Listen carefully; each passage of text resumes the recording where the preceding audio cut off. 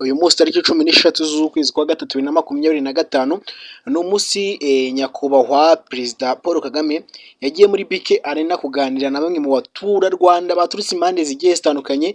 BK Arena iruzuye, abaturutse mu mujyi wa Kigali, mu ntara za Huye, Amajyepfo, Amajyaruguru, Iburasirazuba ndetse n'Uburengera bwazo, mu turere tugiye dutandukanye, by'umwihariko biganjemwo abo mu mujyi wa Kigali. Bikaba bivuze ko perezida Paul Kagame ashobora kuba agiye kongera kugira inzinduko zigiye zitandukanye cyangwa se gutembera bigiye bitandukanye, uko bikomeza kugenda bigaragara. Ku bigendanye rero n'umutekano, nibyo tugiye kuganiraho ku byabaye ahangaha mu mujyi wa Kigali, ahangaha kuri BK Arena. Murabizi ko n'ubundi BK Arena iri hafi ya Stade Amahoro, byenda kuba byegeranyamo ukuntu. Ni amakuru rero yumvikanye kuri uno munsi tariki 16 kugendanye n'umutekano, uburyo umeze hariya kuri stade cyangwa se kuri BK Arena. Abantu bo ni benshi, ni urujya n'uruza ku bigendanye n'umutekano, guhera ku muturage kugeza ku bayobozi batoya ndetse no kuzamuka kugeza ku mukuru w'igihugu nawe uri muri BK Arena witabiriye iyi nama, ndetse n'ibiganiro agiye kujyana n'abaturage bose baza kuba bari hano muri BK Arena. Ngo ikaze rero kuri Zaf TV Info Rwanda, kanda subscribe nanyuze kandi kunzugira, bizajya bigufasha kubona amakuru ndetse n'ibiganiro byacu dukomeza kugenda tugukorera umunsi ku wundi. Rero niba atari ubwa mbere ugeze kuri uno muyoboro, urakanze subscribe, wumve ko ari ibintu byiza by'agaciro, n'ibintu biba ari ngombwa cyane. Urabona ahantu hirengeye, ndimo ndaguha amashusho asa nkaho ari mu muhanda. Aya mashusho nayakoresheje mu rwego rwo kugira ngo nkoreshe ubwirinzi buri hejuru, mu rwego butari buze gutuma amashusho yanjye ari buze kuzamwo ibiteye ubwoba cyangwa se amajwi yerekanye cyangwa se yerekereje biri kubera hariya muri BK Arena, mu rwego kugira ngo twubahirize amategeko ndetse ya YouTube. Nibyo nshatse kubwira rero, nibigendanye n'umutekano. Buri kintu cyose gikozwe ntabwo hajya baramo kidobya, kubera ko mwageze nko kubyumva, mwumva inama yari igiye kubera i Bukavu, yari igiye guhuza inyeshyamba za M23 ndetse n'abaturage batuye mu mujyi wa Bukavu. Mwumvise ibyabereye, abaturage bagera kuri 20 hafi na 5 bahasiga ubuzima.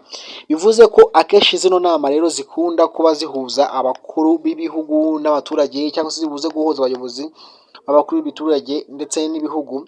Ntago hajya habura abanzi cyangwa se abatifuza ineza, cyangwa se abafitiye urwango abayobozi. Buriya abantu b'abayobozi bari mu bantu ba mbere babaho bagirirwa urwango nabo bayoboye, cyangwa se n'abandi baturuka hirya no hino. By'umwihariko urebye nk'ubuyobozi bw'u Rwanda, ukareba n'ibibazo bifitanye n'ibibazo byo muri za Repubulika ya Demokarasi ya Kongo, Burundi, South Africa ndetse FDL n'abandi baba bifuza guhirika ubutegetsi bwa His Excellency, kuko bakomeje kubyigamba mu bihe bishize. Abashinzwe umutekano guhera ku bato kugeza ku bakuru, yaba polisi, yaba abasirikare ku maranka agiye atandukanye, baba mu ba daso, zaba ku ba CTU cyangwa se Republic Guardian muzi nk'abajepe, baba kubitwa aba spy cyangwa se abatasi cyangwa babandi baba bashinzwe umutekano mu buryo bw'ibanga, atari ngombwa kwerekana amasura yabo, cyangwa bakabakaza muri mwebwe biyambariye gisivile, kugira ngo barebe, bacunge, bakontorore buri mutekano cyangwa se buri kintu cyose kiri buze kubera hariya aho umukuru w'igihugu aba ari buze. Mwagiye mubibona ubwo hagendaga haza inama zigiye zitandukanye, cyangwa se mu bihe bigiye bitandukanye, ugasanga umukuru w'igihugu Paul Kagame yagiye mu nama, yagiye mu kwiyamamaza. Kenshi na kenshi mwagendaga mureba uko yazengurutse igihugu muri biriya bihe, ukuntu habaga harinzwe, ukuntu byabaga byifashe hariya. Mwabonaga ko ibintu bisa nkaho birimo biroroha, mwabonaga ko ibintu bisa nkaho birimo biragenda mu buryo bwiza. Kugeranye n'umutekano muri BK Arena, ni ikintu gihari cyane. Ikigeranye n'umutekano mu mujyi wa Kigali hararinzwe. Ubundi uruzinduko cyangwa se iyi nama iri kuba 15 Werurwe 2025, biza kurangira itabaye, bwibaye 13 Werurwe 2025. Biriya byari byatewe n'impamvu z'ikirere zatumye iyi nama isubikwa, zatewe n'impamvu y'ikirere biza gutuma inama isubikwa. Bijyanye n'umutekano rero, ni ahantu harinzwe by'umwihariko mu buryo bugaragarira ijisho, buri wese yabona ko ari ahantu hari ikintu cyitwa security, ari ahantu kitwa hari ahantu hitwa ibintu cyangwa se ari ahantu hagaragara neza. Amakuru rero ahari ni uko muri BK Arena harifite ikintu cyitwa security, umutekano mu buryo bumwe cyangwa se ubundi.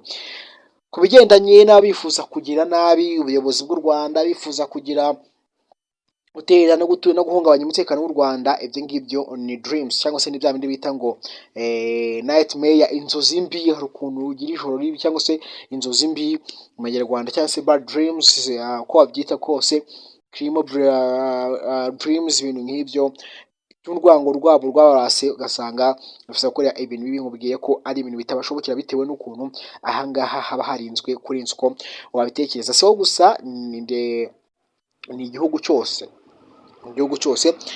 Kandi subscribe rero kuri Izafu TV Info Rwanda, nze dukomeze n'ayandi makuru akurikiye mu kandi kanya. Imana igubye kurya amafaranga ndetse n'ubuzima buzima. Nge nitwa Aimable, YouTube channel yitwa Zafu TV Info Rwanda, kandi subscribe nze dusubire n'ayandi makuru.